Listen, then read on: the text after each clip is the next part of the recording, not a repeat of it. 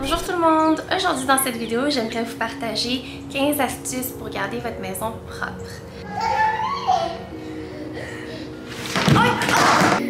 Hello!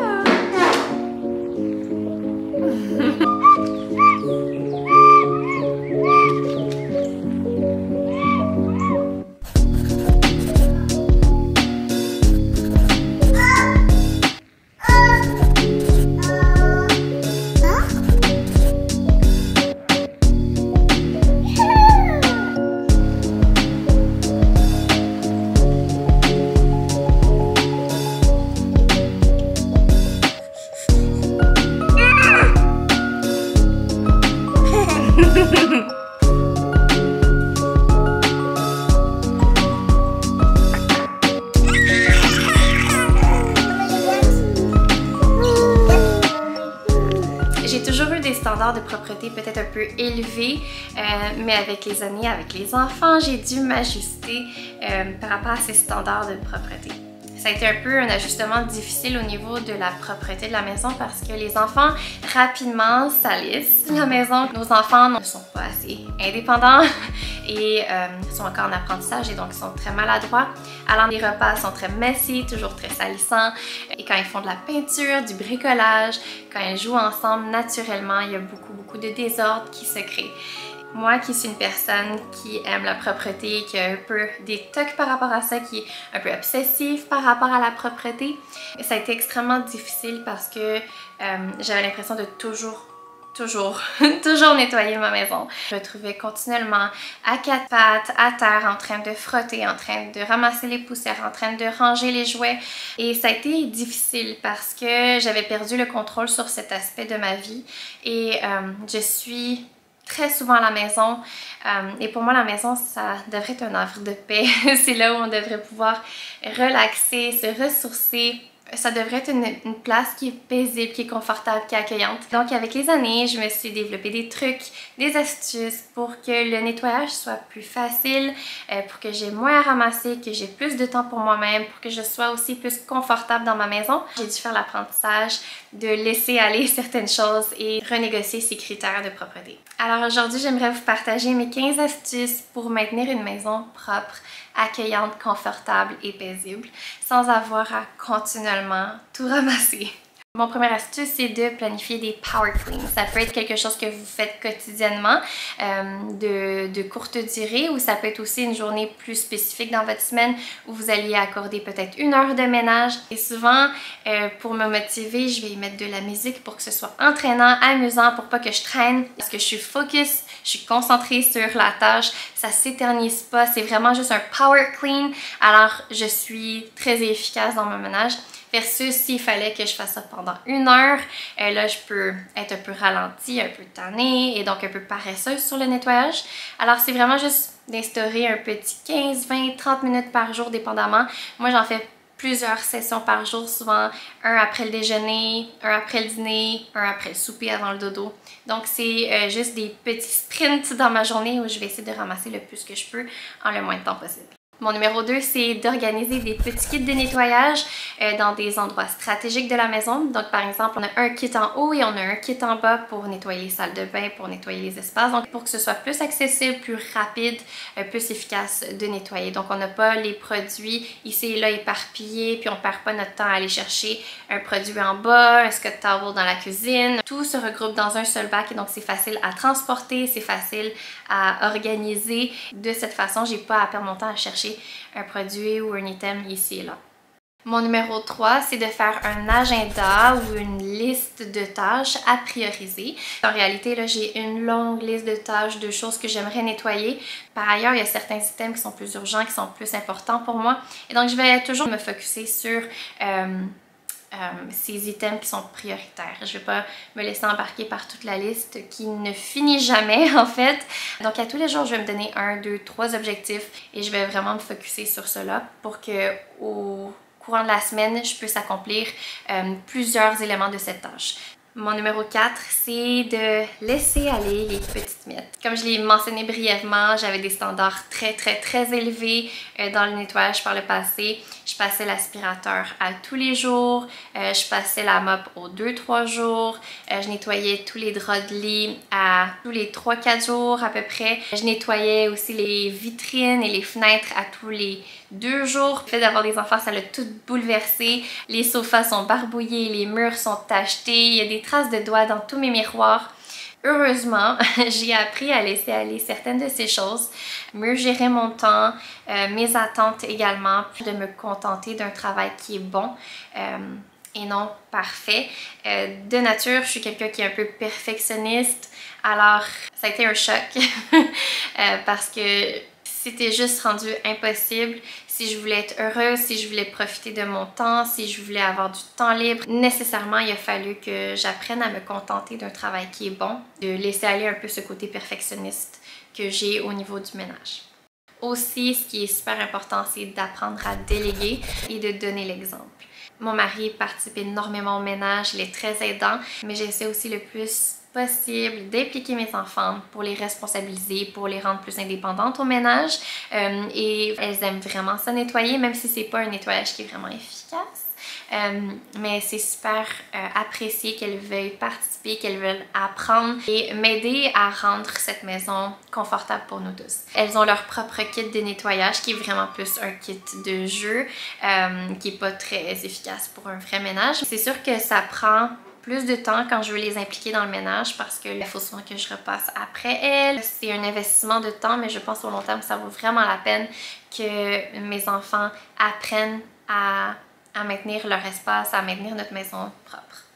Mon numéro 6, c'est de créer des routines. J'ai des routines qui sont essentielles par rapport au ménage. Donc j'ai mon power clean à tous les matins après le déjeuner, après le dîner, après le souper. Je m'assure de vraiment nettoyer toute la vaisselle, de nettoyer les miettes, nettoyer les surfaces, de pick up un peu la maison parce que très rapidement il y a des jouets qui commencent à traîner ici et là. Et surtout avant le dodo, je veux que ma maison soit propre pour que lorsqu'on va se réveiller le lendemain matin, on peut commencer une journée fraîche, on est prêt et on n'a pas à commencer à stresser par rapport au ménage, donc on peut vraiment se coucher la tête tranquille. Donc il y a des choses, il y a des routines qu'on a développées avec le temps qui sont non négociables, qui me permettent de stay on top of the cleaning pour pas que les choses s'accumulent, s'ajoutent et deviennent too overwhelming, pour pas que je perde le contrôle, pour que les tâches soient manageable, je suis désolée pour mon franglais, mais pour que ce soit doable, pour que ce soit faisable, pour pas que les choses s'ajoutent et me drainent. Mon numéro 7, c'est par rapport au lavage de vêtements. Donc, un truc pour peut-être faciliter ou accélérer cette tâche de laver les vêtements, c'est de laver les vêtements par personne, comment je peux dire ça, ou par chambre. Je trouve de nettoyer les vêtements des filles ensemble, séparément des vêtements de mon mari et moi ensemble, me permet d'être un peu plus rapide et efficace par rapport au nettoyage des vêtements. J'ai pas à faire un tri initial et j'ai pas à aller dans la chambre des filles, ensuite dans la mienne et ainsi de suite. On fait pas mal un lavage par jour. Alors j'apprécie absolument tous les petits trucs qui me permettent de sauver un peu de temps au niveau de cette tâche quotidienne. Mon numéro 8, c'est quelque chose que je mentionne tout le temps, mais évidemment c'est de posséder moins. Moins on a de choses, moins on a de choses à nettoyer, moins on a de choses qui accumulent la poussière, moins on a de choses à nous soucier, à nettoyer, à organiser, à placer, déplacer, et ainsi de suite. Mon numéro 9, c'est d'utiliser des paniers de transit, je sais pas comment le dire, mais des fois par exemple quand je fais un pick-up rapide de la maison, j'ai un petit bac dans lequel je vais ramasser toutes sortes de choses qui traînent et quand j'aurai un moment, je vais le vider et je vais placer, ranger les choses qui traînaient.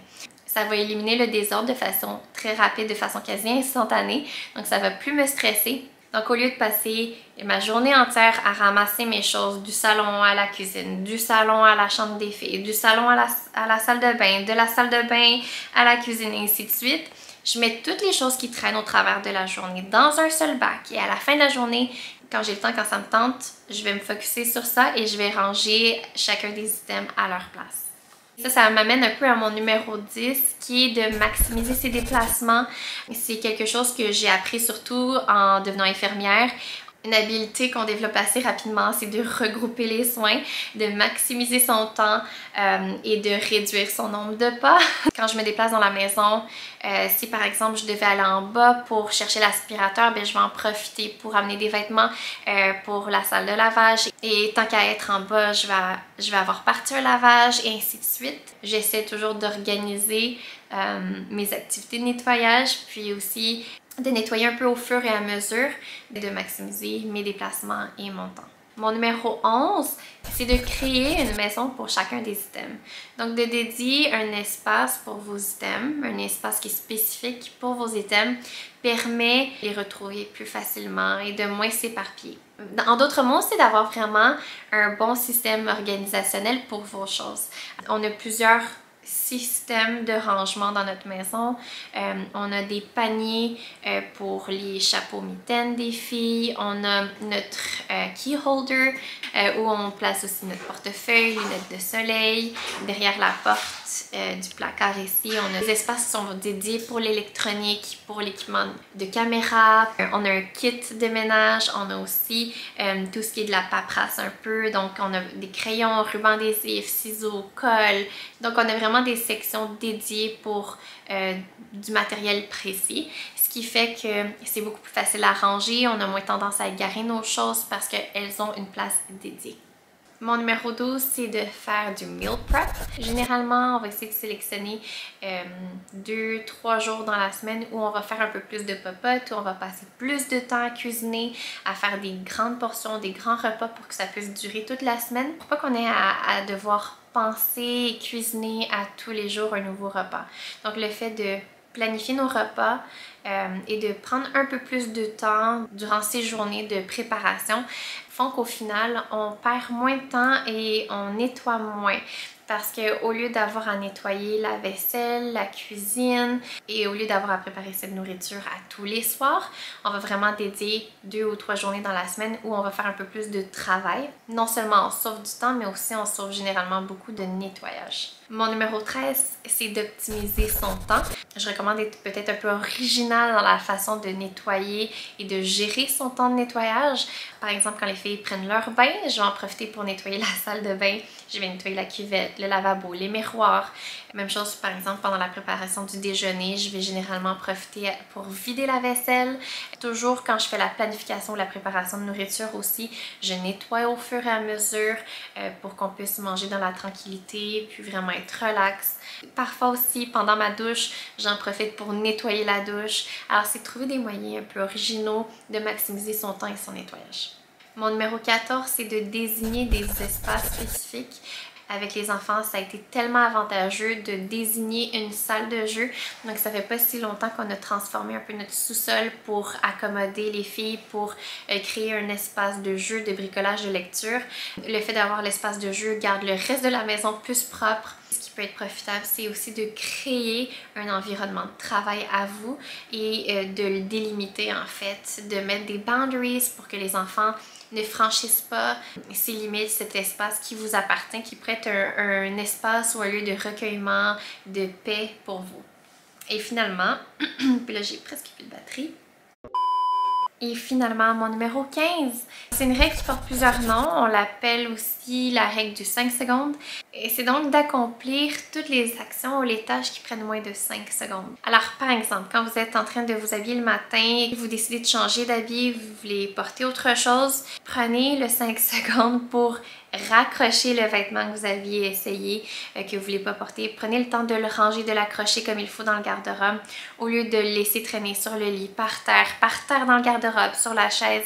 Il y a généralement un effet d'entraînement. S'il y a un morceau qui n'est pas à sa place dans le garde-robe, qui traîne sur le plancher, ben celui-ci va attirer d'autres vêtements, puis ça va faire une genre de montagne de vêtements dans le garde-robe au final. Même chose si par exemple vous avez terminé avec votre repas et vous voulez amener votre assiette à la cuisine, au lieu de le laisser dans le lavabo, prenez les 5 secondes pour le rincer et le placer dans la vaisselle. C'est vraiment pas compliqué. Encore une fois, il y a le même genre d'effet d'entraînement S'il y a la vaisselle sale dans le lavabo, on dirait que ça va s'empiler, s'empiler, s'empiler, puis au final on va perdre le contrôle, puis ça va traîner. Ça fait vraiment toute la différence de pouvoir juste faire cette petite étape qui prend quelques secondes de plus, qui permet de overall garder la maison propre, tidy, organisée. Alors voilà, c'était mes 15 astuces pour maintenir votre espace, votre environnement, votre maison propre et confortable. Et comme à l'habitude, si jamais vous avez d'autres trucs, laissez-moi savoir dans les commentaires. Je trouve que c'est toujours tellement aidant. Et sinon, je vous souhaite une belle fin de semaine et je vous dis à la prochaine. Bye!